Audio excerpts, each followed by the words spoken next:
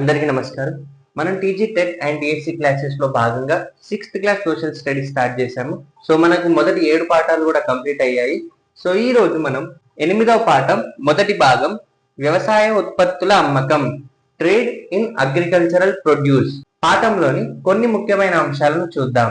ప్రతిరోజు మనమందరం బియ్యం, పప్పులు, నూనె, కూరగాయలు, పండ్లు, పాలు, చక్కెర, టీ, కాఫీ మొదలైన వాటిని వినియోగిస్తాం. ఇందులో చాలా వస్తువులను రైతులు పండిస్తారు. సో మనకు తెలుసు కదా, ఇందులో చాలా వస్తువులను కూడా రైతులు పండిస్తారు.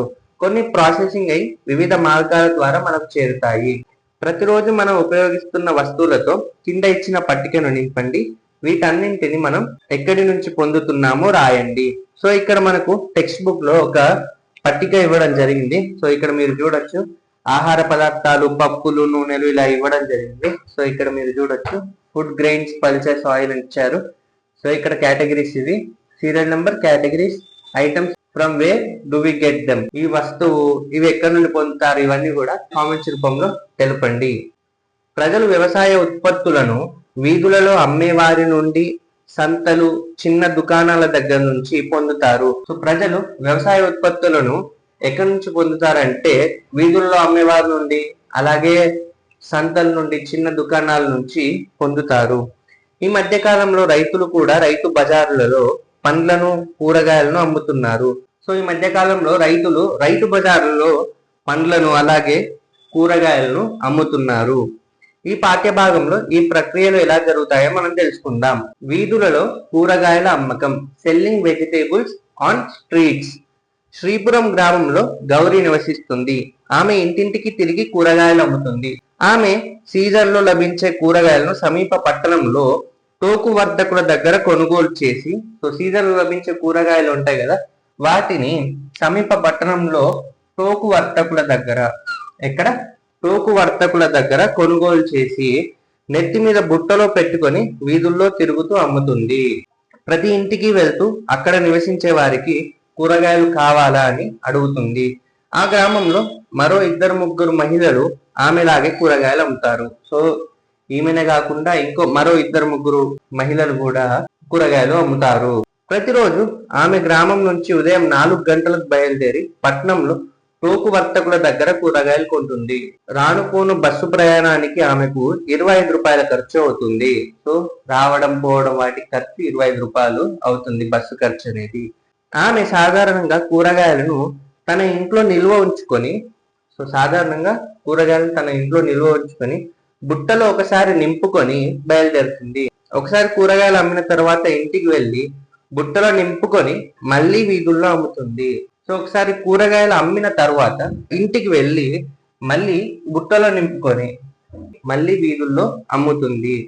మధ్యలో ఆమె ఇంట్లో వంట కూడా వండుకుంటుంది. సో మధ్యలో ఇంట్లో ఆమె వంట కూడా వండుకుంటుంది. పిల్లలను బడికి తయారు చేస్తుంది. ఇంతటి పని భారం వల్ల ఆమె బాగా అలసిపోతుంది. తరచుగా అనారోగ్యానికి గురై కొన్ని రోజుల పాటు ఇంటి దగ్గర విశ్రాంతి తీసుకుంటుంది. ఆమె వినియోగదారులకు ఏ ధరకు అమ్ముతుంది? ఉదాహరణకు ఆమె 10 కిలోల టమాటాలు 100 రూపాయలకు కొని 15 రూపాయల కిలో చొప్పున అమ్ముతుంది. సో కిలో 15 రూపాయల చొప్పున అమ్ముతుంది. కానీ అన్నింటికీ అదే ధరకు అమ్మలేదు. ఒకవేళ టమాటాలు బాగా పండిపోతే ఆమె కిలో 10 రూపాయలకు లేదా 5 రూపాయలకు కూడా అమ్మవచ్చు. సో తను 10 రూపాయలు కొంది కిలో, బట్ సో అన్నింటికి కూడా 15 రూపాయల కిలో అని అమ్మలేదు.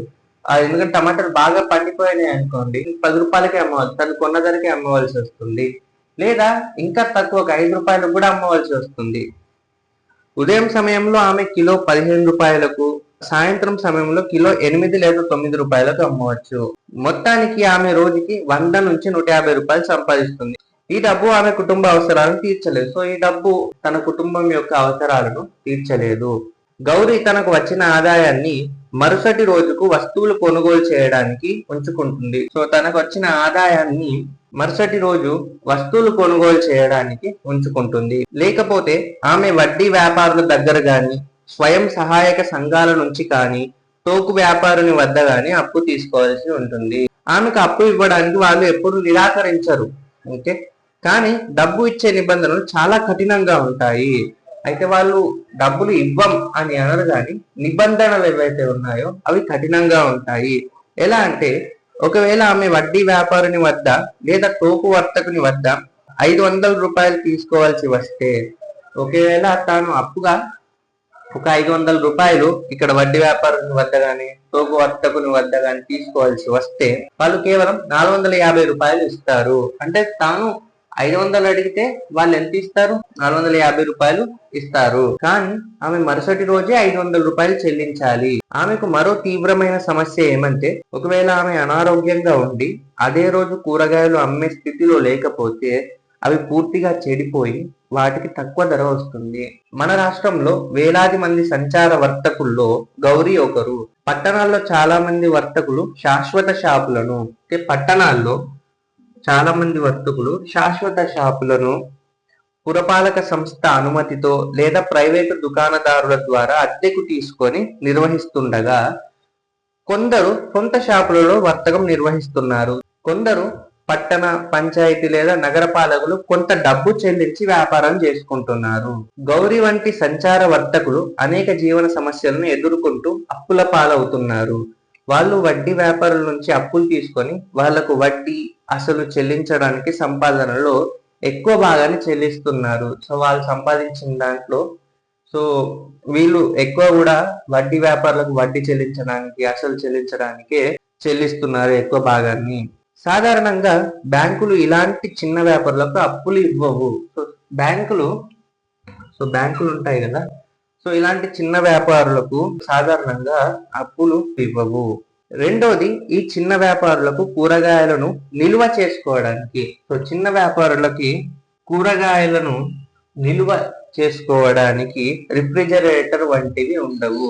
అమ్మగా మిగిలిన కూరగాయలను సరిగా నిల్వ చేయకపోవడం వల్ల తక్కువ ధరలకే అమ్మవలసి వస్తుంది. దీనికి భిన్నంగా పెద్ద వర్తకులకు శీతలీకరణపు సౌకర్యాలు లేదా గోడౌన్లు ఉంటాయి. వాళ్ళు తక్కువ వడ్డీ రేట్లకు బ్యాంకుల దగ్గర రుణ సౌకర్యాన్ని పొందుతున్నారు. వాళ్ళు తక్కువ వడ్డీ రేట్లకు బ్యాంకుల దగ్గర రుణ సౌకర్యాన్ని పొందుతున్నారు. అందువల్ల వీరు అధిక ఆదాయాన్ని పొందుతూ ధనవంతులవుతున్నారు. చిన్న వర్తకులు మాత్రం నిరుపేదలుగానే ఉంటున్నారు.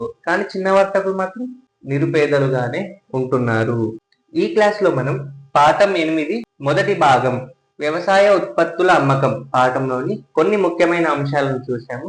వచ్చే క్లాస్ లో మరిన్ని ముఖ్యమైన అంశాలను చూద్దాము.